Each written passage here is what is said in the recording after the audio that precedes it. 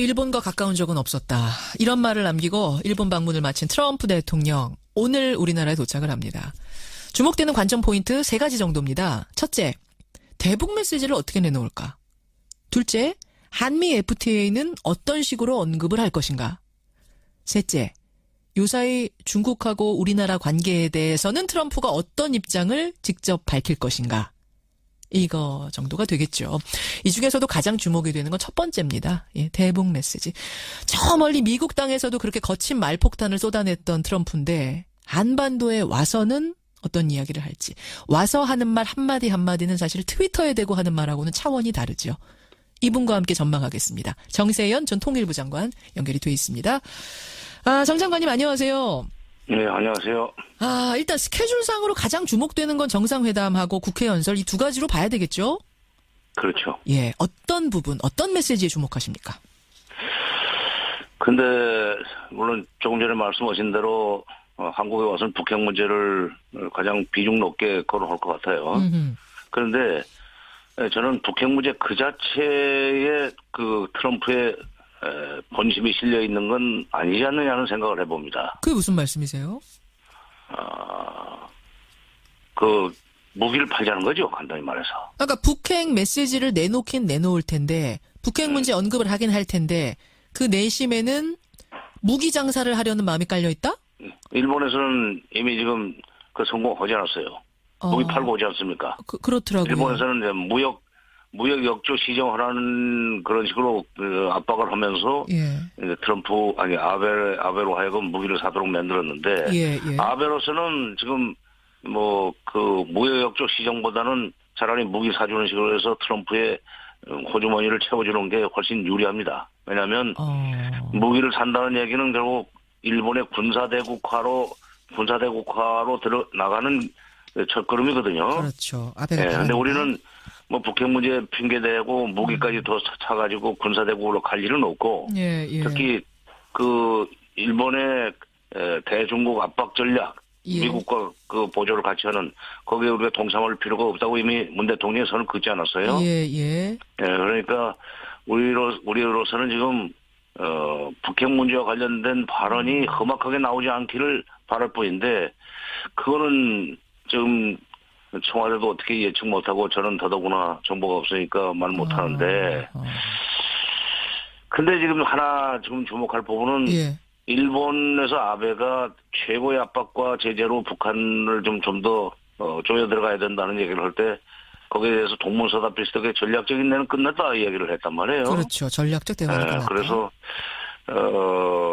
그게 무슨 말인지 좀 저도 지금 저는 맥락을 잘 모르겠습니다만은 여기 와서는 조금 부드러운 얘기를 하지 않을까 하는 기대도 갖습니다. 왜냐하면 지난번에 한국 방문을 앞두고 깜짝 놀랄 일이 일어날 것이다 하는 얘기를 해서 그런 얘기했었죠.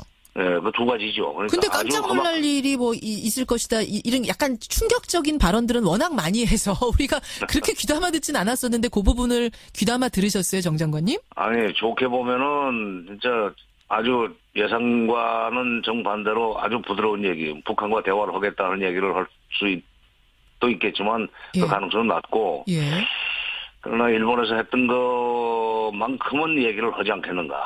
그 정도 나오지 않겠는가. 정리를 좀 해보자면 사실 일본에서 막 골프도 같이 치고 4번이나 밥도 같이 먹고 굉장히 친했어요. 이보다 더 가까울 순 없다 할 정도로 친했는데도 무역 얘기 나오자 일본하고 우리의 무역 관계는 not fair, not open. 그러니까 페어하지도 않고 공정하지도 않고 오픈되어 있지도 않다. 이렇게 압박을 아주 직설적으로 하더라고요. 그러면서 결국은 무기를 팔고 왔습니다. 이런 걸 볼 때 우리한테도 뭔가 그런 실리를 추구하려고 할 것이다. 우리한테는 이제 일본한테 제기하지 않는 문제가 하나 있죠. 어떤 겁니까? 주한미군 주둔 비용 분담, 비용 문제 이걸 이제 높이라고 할 가능성이 있고 분담금 그러다 보면 문제. 결국 우리 국방비 늘려야 되는 문제가 있습니다. 지금 뭐 예산 심의를 앞두고 있는데 예산 심의 국회가 이미 시작되지 않았어요. 그렇죠. 그런 국회에 가서 연설한다는 것 자체가 조금 그런 것도 계산하고 있지 않나. 아, 국회에 가서 연설하는 것도 그런 얘기. 지금 사실은 한미 정상회담보다도 국회 연설이 더 주목이 됩니다. 왜냐하면 한미 정상회담은 사실 물밑으로 어느 정도 조율을 다 하고 들어가는 건데. 그렇죠. 발표할 때도 이 발표의 조율이 어떤 있죠. 그 수위 같은 걸 조율할 수가 있는데. 예. 국회 연설은 그냥 그대로 나간단 말이에요. 중계방송. 애드립이 막 나갈 수가 있어요. 트럼프의 돌출 그렇죠. 발언이 막 나갈 수 있는데 여기서 분담금 얘기를 할 수도 있다. 이게 걱정되신단 말씀이시군요. 그러려면은 북핵 상황을 극도로 악화시키는 그런 어떤 발언을 할 수도 있죠. 북핵 상황을 그게 무슨 말씀이세요? 극도로 안 좋은 이야기 어떤 그렇죠. 전쟁이 날 수도 있다는 식의 말폭탄을 쏟아내고 예. 그렇게 되면은 또 일부 박수치는 국회의원들 일어서서 기립박수하는 국회의원도 나올 수 있어요. 아하, 무력으로 우리가 공격하자 뭐 이런 발언에 대해서. 무력까지는 아니지만 예. 북한을 그대로 놔둬서는 안 된다. 압박과 제재를 더 강화해 나가야 된다는 식으로 얘기를 할 때 예. 기립박수 치면 거기에 고무돼 가지고 애드립으로 이제 이게 뭐 한국이 지금 상태로서는 안 된다. 예. 일본도 지금 무기 사는 이유가 뭐냐? 북한 때문이다. 한국은 거기에 대해서 한국도 거기에 대해 동참해야 된다는 얘기를 할 때 예. 기립박수하는 국회의원들이 나오면은 그건 어떻게 보면 한국 정부가 문재인 정부가 굉장히 큰 압박으로 받아들일 수밖에 없습니다. 그럼 아까 깜짝 놀랄 그 대목을 걱정해요. 예. 깜짝 놀랄 일이 두 가지가 다 가능한데 너무나 대화적인 유화 국면의 이야기를 해서 깜짝 놀랄 수도 있고 반면에 아주 공격적인 이야기를 해서 깜짝 놀랄 수도 있는데 그 두 가지 가능성을 다 지금 열어놓고 보시는 거군요.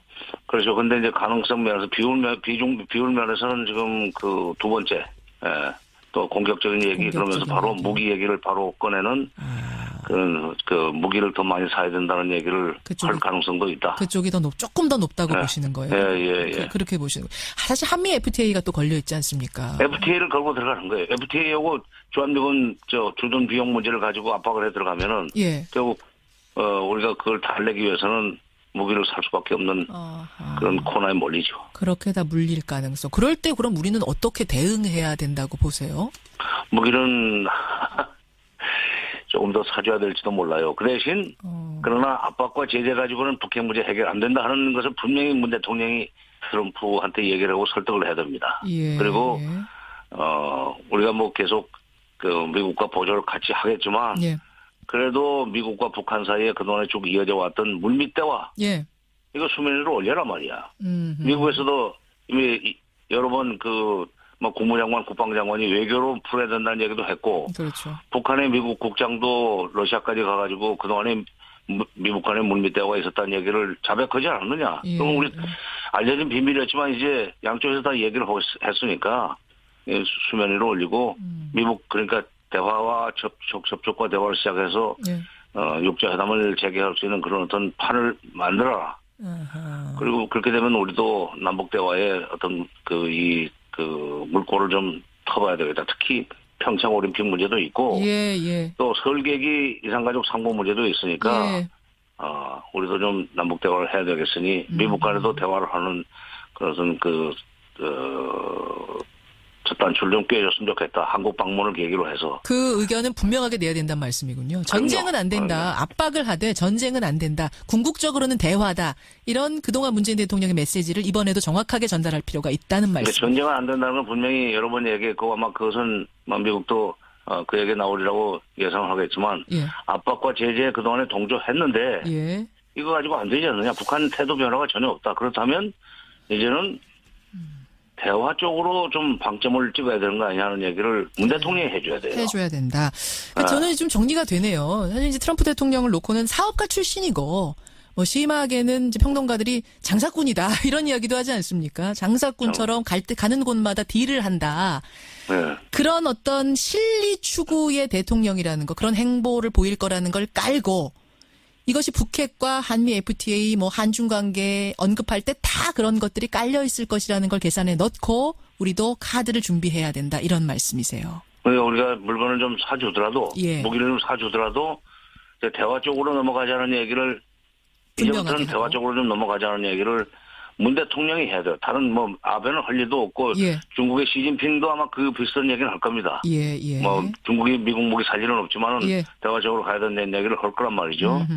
그러니까 그거는 우리가 미리 그런 식으로 해서 대화적으로 물꼬를 트는 소위 첫 단추를 꿰었다는 게 확인이 되면은 예.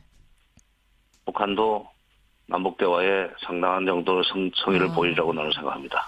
우리도 활용을 해야겠군요. 트럼프의 방안을 그렇죠. 그런 식으로 활용할 수 있는 이런 카드를 좀 준비해야 된다는 말씀. 지금 말씀 쭉 듣고 보니까 국회 연설에서 트럼프의 애드립이 거칠게 터지지 않았으면 좋겠다. 이런 바람도 좀 가져보고요. 오늘 방한 그리고 정상회담 이어지는 국회 연설까지 지켜보겠습니다. 정세현 장관님 고맙습니다. 예. 예, 정세현 전 통일부 장관이었습니다.